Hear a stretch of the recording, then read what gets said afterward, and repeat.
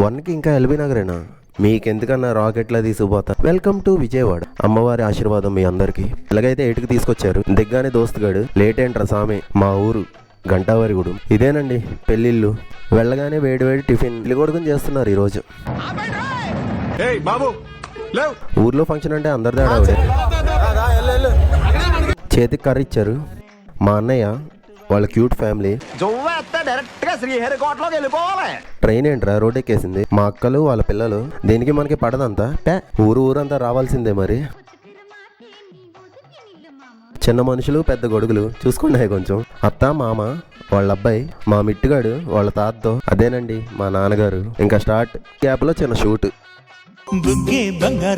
భోజనాల్లో concept ఏంటంటే వద్దని చేయి పెడితే వెయ్యాలి.